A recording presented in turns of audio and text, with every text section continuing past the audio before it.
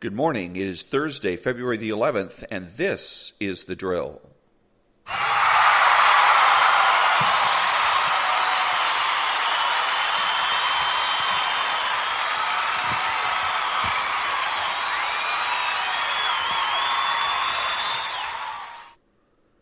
Thank you. The prayer of the day. Our Father, who art in heaven, hallowed be thy name. Thy kingdom come, thine will be done, on earth as it is in heaven.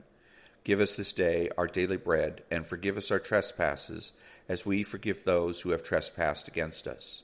Lead us not into temptation, but deliver us from evil. For thine is the kingdom, and the power, and the glory, forever and ever. Amen.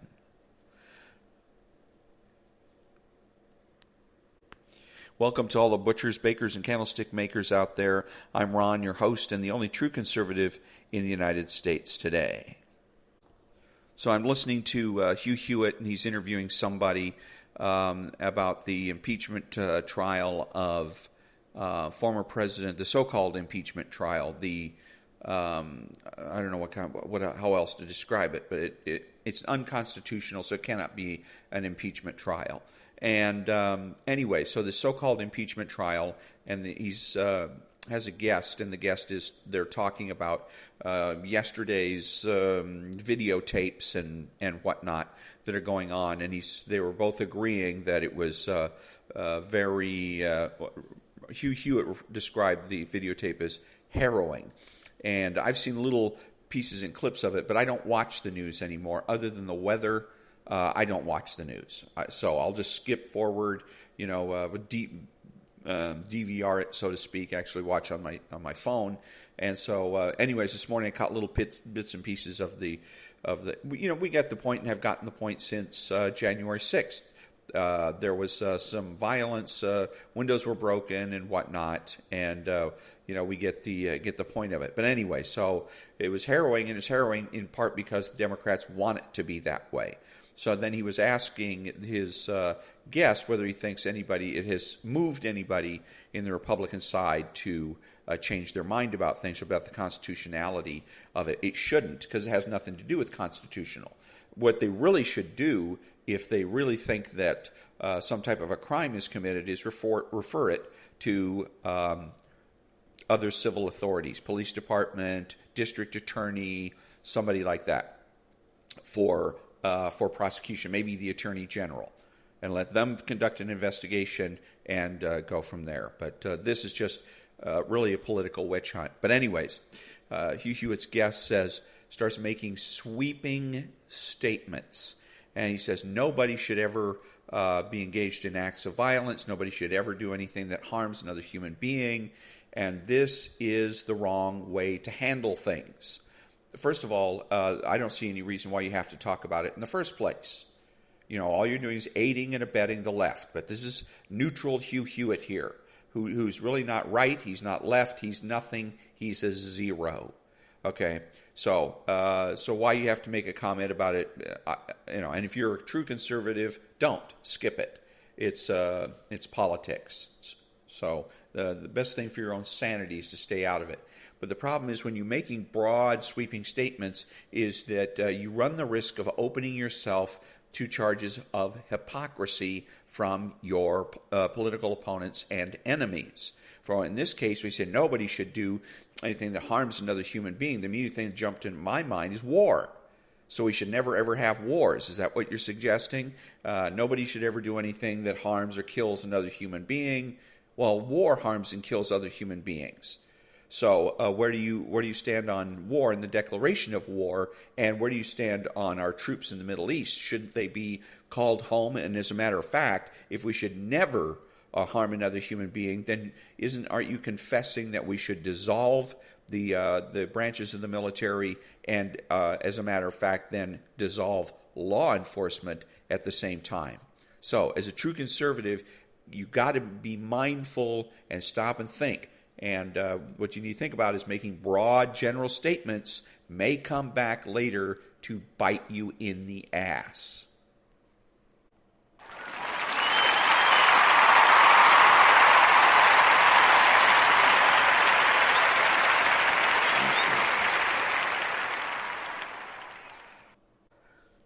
And I said that I don't bother to watch the news. And by and large, that's the case. I'll get a little snippets here and there from Hugh-Hewitt or other shows. And there may be those people that are wondering, well, gee, Ron, are you saying that you can't be a true conservative and watch the news? No, absolutely not.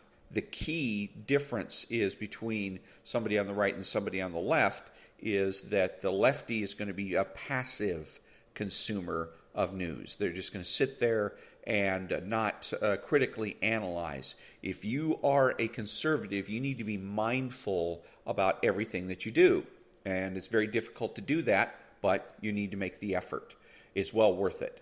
And what it does is going to increase your confidence tremendously. And that's the idea here. You want to walk out the door and be able to be confident that you can handle any socialist situation that's going to arise, whether you're grocery store, dealing with your neighbors, whatever it happens to be.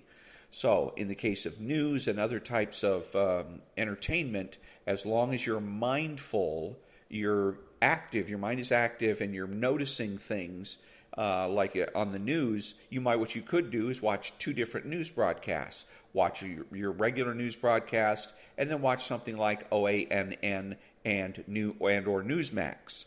And then what you're going to do is compare the two. And also you got to ask yourself questions during news broadcasts. Listen for catchphrases, catchwords, and it can be very useful watching the news to get those catchwords and catchphrases because you know they're going to be coming at you from the various and sundry lefties and socialists that surround you each and every day. So again, sum it up. You can watch anything you want, what news-wise, entertainment-wise, so long as you are mindful about it.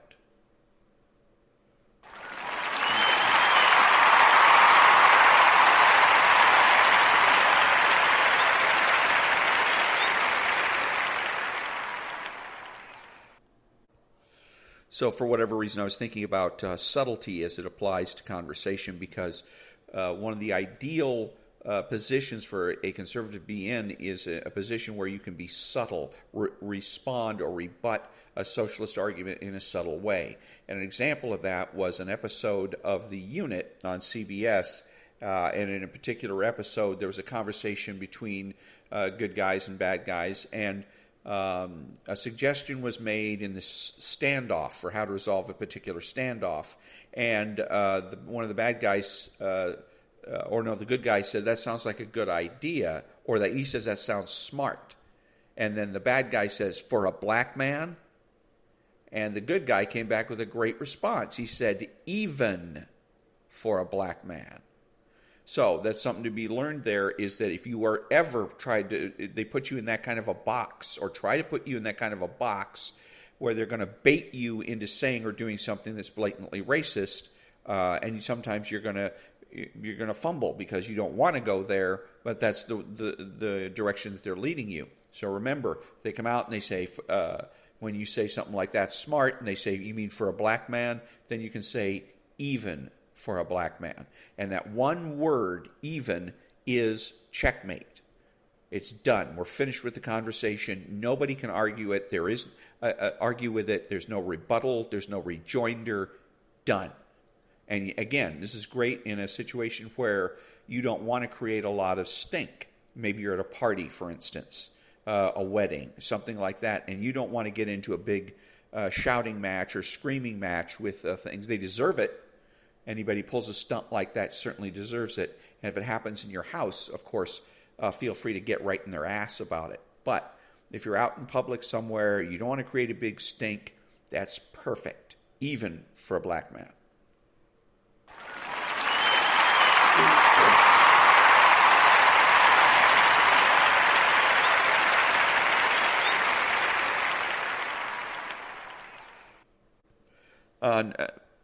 On the news this morning, I also happened to catch, as I was skipping through things to get to the weather report, is that there was an individual, a lady actress, whom I've never heard of, but that had apparently a starring role in a show called The Mandalorian, and a show that I'm not familiar with and I'm not going to get familiar with. Anyways, that she's been fired and that her agency dumped her, and that she made a statement comparing the things that are going on in the United States today to the Holocaust. Now, I don't have the whole complete statement, but it doesn't matter. The issue really is that I'm thinking about here is one Sean Hannity's brought up. Should people lose their jobs and lose their careers over something it is that they said? Should they get such a drastic penalty? And regardless of which side she's coming down on here in terms of making this statement, the issue really is, again, what is the intent? If her intent is to make a statement from the heart, maybe she's had her parents were Holocaust survivors or something of that nature, and she's making a statement from the heart, it's sincere, even though it may be wrong, then no, she shouldn't suffer that kind of a penalty, losing her job, losing the agency. Just a sec. Excuse me. Anyways, but if she's doing this because she thinks she's gonna make a statement she doesn't necessarily believe in, but that she wants to use to move people in a particular political direction or move people to take a certain type of action, in other words, she's being manipulative, then I would say, yes, she deserves, if not the ultimate sanction here, which to lose your career and to lose that agency, something close to it. So the key would be, again, is intent. And a lot of things in life, particularly politically, is all dependent on intent. What is it that the individual is trying to do? If you're being sincere, then it should be treated that should be treated with a certain amount of respect. If all you're trying to do is be manipulative and you're trying to create social friction, then no, you deserve to get, as my grandmother used to say, you deserve whatever you get.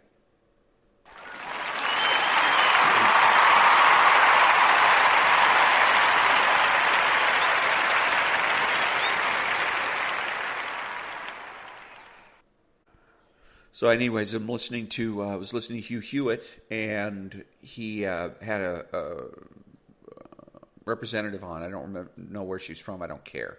The point was that she's supposedly Iranian or Middle Eastern, and so they're talking about how she's getting settled in and what committee she's on and why the committee is important and all that. But what it reminded me of, everything that's going on in the country right now, from the left-right standpoint, seems to reek of urgency, that the left knows that the writing is on the wall, that the dream of a revolution and socialist paradise is going by the wayside, and that they're desperate, absolutely desperate, to try to salvage something, try to create some sort of a revolution. The reason I was thinking that is that the lady, again, she's at least part Iranian, I guess, but it reminded me of an individual in the state of California, in L.A., or actually in L.A. County, let's put it that way, because there's an individual in L.A. County who is an assistant district attorney who happens to be of Middle Eastern extraction, and he and other ADAs have been protesting, and as a matter of fact, sued their boss, the current district attorney of Los Angeles, which is some socialist, Marxist, just a flat-out Marxist. He was a attorney general or whatever he was in San Francisco. He was in San Francisco. Now he got himself elected to district attorney in Los Angeles County. And so he came out and immediately started, because he's on about something he calls mass incarceration. I don't know what it is other than just socialist gibberish. And so in an effort to deal with this fantasy that he has, he's made certain decrees. They're not going to go after enhancements, for instance. Like if you murder somebody and use a gun, then the use of the gun is an enhancement that will add time to your sentence. And his policy is, no, we're not going to do that. He's not going to bother when there's parole hearings to send assistant district attorneys to those parole hearings to argue for the continued incarceration of the felon. those types of things. And it's largely seen in the county as being anti-victim. Whether it is or isn't, I don't know. But the point is that assistant district attorneys got together and filed a lawsuit. And the judge found in the favor of the assistant district attorneys and shut down, put an injunction on some of his decrees because they're flat out illegal. They're against the law. And so now he's hitting back, suggesting that they're rogue operatives. One of his lackeys suggested that this one particular assistant district attorney with a Middle Eastern extraction was called him a terrorist, but like a local terrorist or something, or an inside terrorist. But he definitely used the word terrorist. And so now this ADA is going to go ahead and has retained counsel, and they're looking to sue the district attorney again for defamation. So, but all of this, because again, instead of normally what you would do is you say in politics, you get hit with something like that where somebody comes back and says, wait a minute, calling me a terrorist is out of bounds, is out of line. Then you step back and you say, I apologize. Yes, I got carried away. I shouldn't have said that. I apologize. And you take your political lumps. Instead, every time there is resistance to this district attorney's, Gascon is his name, every time there's a resistance to any of his policies, he pushes back as hard or harder, instead of backing down and saying, okay, this is an unpopular idea. Because normally the left is all about popularity. Reality is what the majority says it is. And right now what's shaping up is that in his office, the vast majority of his ADAs find his policies unpopular. So he should be backing down. But he's not. He's going forward. And again, it has the smell, the whiff of desperation of people. Because Gascon looks like he's pushing 50, 60 years old. And so that this is all done all across the country. The impeachment of President Trump, and all of this has the smell of desperation, of lefties that see that there is no revolution, there's not going to be a revolution, and there's not going to be any such thing as socialist paradise. That life will go on, it will always have its flaws, and we will do the best that we can to fix those flaws, but that we'll never ever have any paradise. And they're absolutely, I think, fanatic about making sure that a revolution occurs before they die. Because all these people are, like I said, older folks. So Nancy Pelosi, look who's running the impeachment trial. Instead of having it run by the Supreme Court Justice, the head of the Supreme Court, the Chief Justice of the Supreme Court, is run by Patrick Leahy. I think he's in his 90s or something, which in and of itself is okay, but he's not a robust 90. He is a feeble 90. He can barely communicate. He can't hear very well. He's very slow. He needs to take a break, or probably best thing for him to do is retire. So as an aside, Senator Cruz has proposed I don't know if it's an amendment or a law that term limits, and I guess it would be a constitutional amendment for term limits for Congress people. In this particular case, if Congress people aren't going to exercise good judgment and get in and get out, and they're going to do a Strom Thurmond. Strom Thurmond did the same thing. He was on the floor of the House or the Senate in a wheelchair. Somebody was pushing him around in a wheelchair. He was extremely weak, extremely feeble. I think he died as a sitting senator. But if people are going to exercise that kind of poor judgment, then yes, I think we need to protect them from themselves, perhaps with term limits, and say, since you guys can't be trusted to make good judgments, then we're going to do it for you. So, but like I said, everything that's going on in this country smells of desperation. They're desperate to get this so-called revolution off the ground.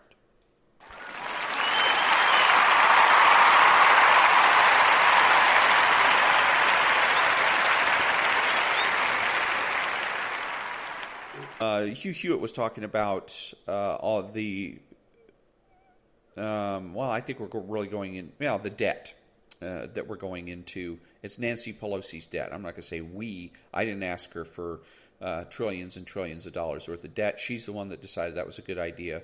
So she's going to wear that around her neck like an albatross. So it's Nancy's debt. And what are going to be the consequences of Nancy's debt? And he's claiming that it's going to be inflation, that it's going to make prices go up. I think that the concern is really something else, and that is our ability to pay the debt. Right now, we have the debt that we are selling to China and to other places in the form of bonds has its interest. You have interest that has to be paid on it, and it's not simple interest, but compound interest. So, and now we also have a situation where we no longer do budgets. The Congress's responsibility is in creating budgets, at least in part. And we haven't done an actual budget in years, maybe decades. All we're doing now is what are called continuing resolutions. So, we're doing it in part because we have to service the interest on the debt. And so the more we increase our debt, the more interest we're going to have to pay. And you're going to see happening is that the continuing resolutions are going to come faster and faster, smaller amounts of time between continuing resolutions. At first, it might be once every year, once every 2 years. Then it's going to be once every 6 months. Then it's going to be once a quarter, once a month, once a week, every day, 5 times a day, 10 times a day, until we finally get to the point, if we don't take any action in the meantime, in which there is not going to be enough time in the day to put out enough continuing resolutions to cover the interest on the debt. And at that particular point, we have reached a crisis. We now, and I anticipate that what will happen is a reorganization, a global Chapter 13 kind of situation, but that it will result in a significant amount of economic pain worldwide. Hopefully what it will do is get rid of Keynesian economics, and we can go back to the gold standard and be realistic and sensible. But that remains to be seen. But that's the thing that you as a true conservative need to keep your eye on, is not inflation. That's a relatively short-term issue and minor as compared to the debt. Because not only are we going to have to do these continuing resolutions more frequently, but also larger and larger portions of our budget are going to have to go to service the debt. That means there could be less and less money for the military, for social programs, et cetera, et cetera. So that's something that also we need to keep an eye on, and we need to actually start getting our representatives, press them on that. Press our representatives on what are you planning to do about the impending debt crisis.